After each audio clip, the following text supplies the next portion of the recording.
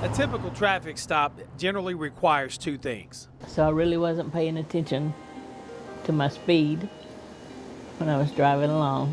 A violator. I was parked at Taylor Grocery looking for speeders that's coming down, heading west. And a law enforcer. Well, a few weeks ago, I guess you can say these two were destined to meet. And when she came by, they were speeding.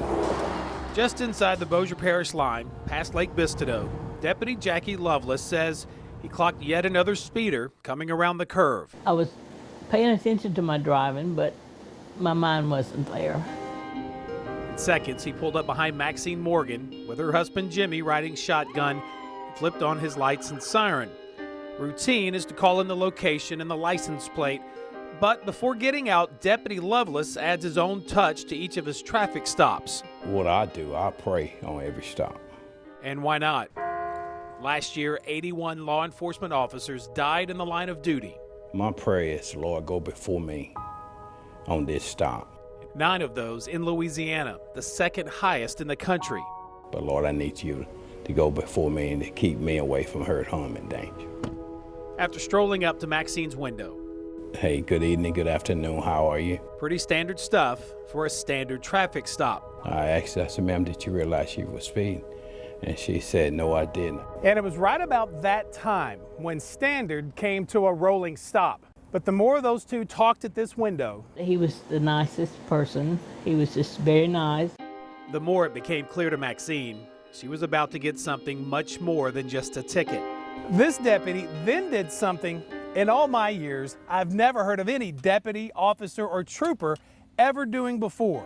And then he reached back in. The situation here changed dramatically. He said, "Give me your hand." Deputy Lovelace took a firm grip that had happened. I asked her, ma'am, do you mind if I pray with you? Yes, he said pray. And when the Spirit of the Lord come upon me to pray, I'll be obedient to him and I pray with that person. You see, just seconds before, Maxine got that standard, "Where are you going in such a hurry?" question. This is Daphne. She was headed to the memorial for her daughter, Daphne, who had died just days before. It's hard. It's very hard. That's the hardest thing in the world. Is to have to give up one of your kids. Between Maxine and Jimmy, who now suffers from Alzheimer's, This is Bonnie. they've lost 3 children. And honestly, being stopped for speeding on that day of all days, how she handled herself, Attitude is everything. and how Deputy Lovelace decided to handle the stop. I think God had him there for us that day. I think he did. Was exactly what someone like Maxine needed before the rest of her day took either an emotional hard left or a hard right. It just touched me so much that he, took the time to pray with us. He prayed for me and him and for our family. In the middle of the prayer, she grabbed my hand and held my hand real tight. And tears started coming from her. There's tears of greatness and tears of appreciation.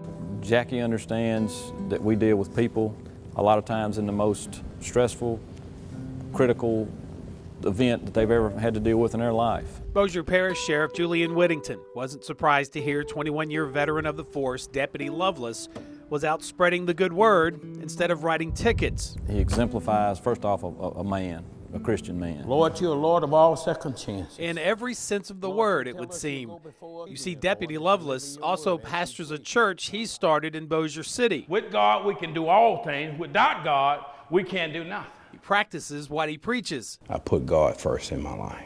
Lean on me when the time comes. or preaches what he practices. Either way, the sheriff says Deputy Lovelace is a big part of the overwhelming good being done by law enforcement across the nation every day.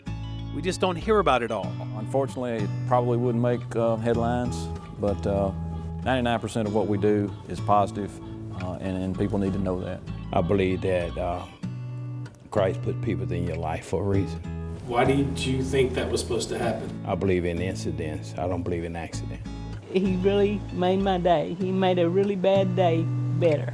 A day that will mean much more to Maxine now than just the heartbreaking day she said goodbye to a daughter. And I think he was our miracle that day.